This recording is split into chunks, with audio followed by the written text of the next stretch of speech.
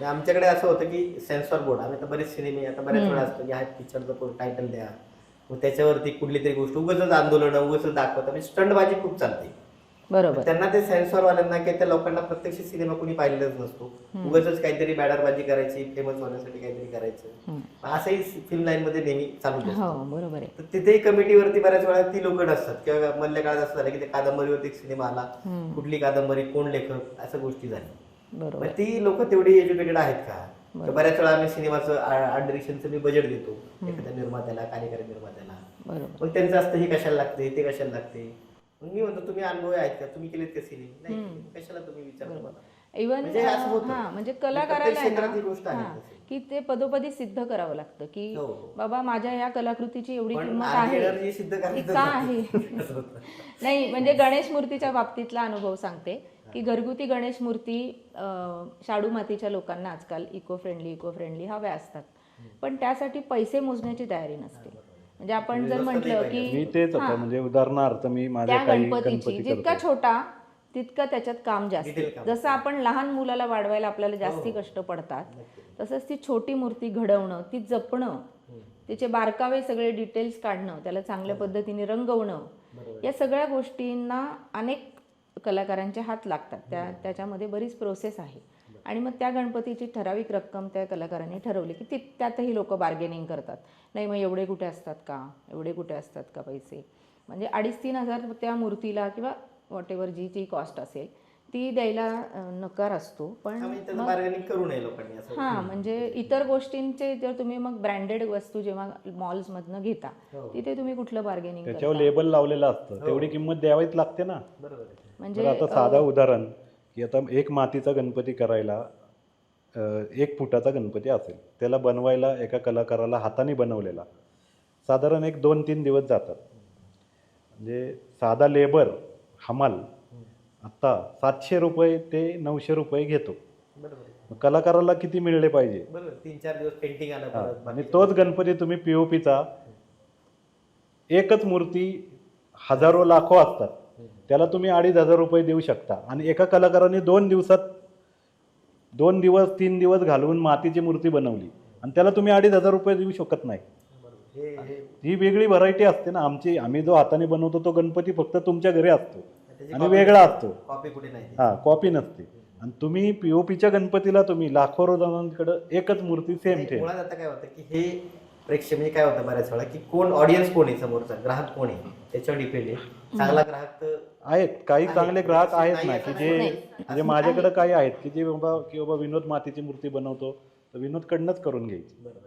नक्कीच. म्हणजे माझं तरी मत यावर आहे की एखादी मूर्ती ही 4 दिवस न बनता त्या कलाकाराचं पूर्ण आयुष्य त्याच्यासाठी त्यांनी घालवलेलं असतं. म्हणजे ते 4 एक्झॅक्टली दिवस त्यांनी त्या ते 20-22 मूर्तीसाठी- वर्षांचे अनुभव असंच कमावले. असाच एक करमरकर जे शिल्पकार होते, जे शिवाजी महाराजांचा पुतळा बसवलाय आपल्या शिवाजीनगरला, ज्याचं वर्ल्ड रेकॉर्ड आहे, त्यांच्या पुस्तकात तो आहे, शब्द आहे की तू मातीचं पोत. त्यांना एक असंच एक त्यांच्याकडे बजेट माणूस काढलं आला आणि म्हटलं अरे मातीचं पोतं केवढ्याला मिळतं? पण तुमचं मातीचं पोतं 200 रुपयाला मिळतं आणि मग तू 2,000 ह्याची का किंमत लावली? तर त्याच्यात त्यांनी लिहिलेलं आहे की जी माझ्या आयुष्याची जादू आहे ती मी फक्त त्याच्यात फुंकरली आहे, त्याचे पैसे आहेत हे. त्यांनी असं लिहिले की त्याची मी आयुष्याची जी कलेसाठी माती केली त्याचीच ही किंमत आहे. हा म्हणजे आपण एक कलाकार म्हणून पूर्ण आयुष्य त्यासाठी घालवलेलं असतं आणि त्या गोष्टीची किंमत नाही धरत ती लोक. पण त्यांना असं वाटत असतं की पीओपीची मूर्ती एक एवढ्या रुपयाला भेटते आणि ही शाडू मातीची मूर्ती एवढ्याला भेटते, तर त्याची ही किंमत ते तिथपर्यंतच करतात की ह्यांनी 4 दिवस घालवले. पण त्या कलाकाराचे 4 दिवस त्याच्यात नसतात गेले. 40 दिवस 40 वर्ष खूप वर्ष गेलेले आता असतात. म्हणजे मुद्दा- त्याही गोष्टीचा विचार केला पाहिजे खरं आता हल्ली तर. काय होतं, ऑनलाईन आता सगळं डिजिटल युग झालेलं आहे. कुठली गोष्ट म्हणजे आम्ही सिनेमाचे सेट बनवतो तर बऱ्याच गोष्टी अँटिक वस्तू आपण कुठेतरी अशा काही बाजारात गेलो, जुन्या बाजारात आल्या असं नाही, वर्षानुवर्ष शोधलेले असतात, त्याची वेगळी प्राईस असते. बरोबर. नेहमी मांडवाल्याकडे टेबल खुर्च्यासारखी नसते. हल्ली लोक कशी करतात, इनाम की हे बजेटला 1 लाख रुपये लागतील, एवढे का लागतात, मग लगेच गुगल सर्च, हा की इथे अमुक अमुक मिळतं, 10-20 हजारात सेट व्हायला पाहिजे. मी सांगतो तुम्ही करा, घेऊन या, लावा, कसं वाटते बघा. मग ते करतात प्रयोग फसतो. असतो. मग बरोबर. मग का बसला? त्याला त्याचा अनुभव नाही ना. अनुभव नाही. फक्त डिजिटल आहे तुमच्याकडे. बरोबर. कुठे मिळतं आणि कसं येतं, पण लावायचं कसं, त्याचं कलर कॉम्बिनेशन गोष्टी नाही आहेत. अशीच कला क्षेत्र सगळे झाले. फक्त डिजिटल वरती मग ते दाखवून होणार नाही. ते माणूस अनुभव किती आहे, विश्वासाचा आहे का, ते काम शेवटपर्यंत घेऊन जाणार आहे का, ते समोरच्यानी पारखलं पाहिजे असं मला वाटतं.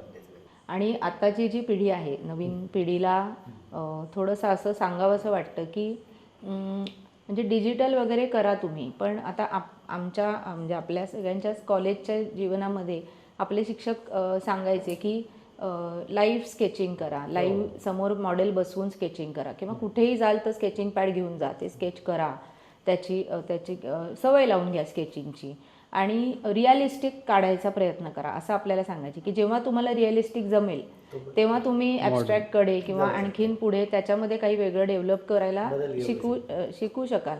पण आत्ताच्या पिढीचं असं आहे की नाही, मी डायरेक्ट पुढचीच उडी मारणार, म्हणजे थोडासा हे सगळं पेशन्स डिजिटल कमी आहेत असं म्हणता येईल आपल्याला. शॉर्टकट पाहिजे हा, सगळं. म्हणजे मोबाईलमध्ये बघणार की अरे हा हे कुठं मिळतंय, हे काय करतंय, हे कसं आहे, आणि म्हणजे त्यात करणार. तसं त्यांचाही नाही. दोष नाहीये, फक्त त्यांना असं योग्य गाईड करावं की आपल्या काळी मोबाईल आपल्याला नव्हता, त्यामुळे आपण शिक्षकांचं जास्ती ऐकायचो. आत्ताच्या पिढीकडे मोबाईल आहे, तो त्यांचा दुसरा शिक्षक आहे, गुरु आहे असं म्हणू आपण. त्यामुळे त्यांना त्याचंही खरं योग्यच वाटतं की हां, हे इथे बरोबरच सांगितले की म्हणजे इव्हन शाळेतली मुलंसुद्धा आपल्याला बऱ्याच गोष्टी मोबाईलमधल्या शिकवतात शिक्षकांना. तर तरीसुद्धा या पिढीला मी असं सांगेन की जुनं ते सोनं आहे, ते आपण तेच चमकणार आहे, आणि त्यामुळे ते जपा आणि ते टिकवा. त्यातून तुम्ही खूप शिकाल, आणि जे शिकाल ते कायमस्वरूपी राहणार असेल, ते वरवरचं नसेल.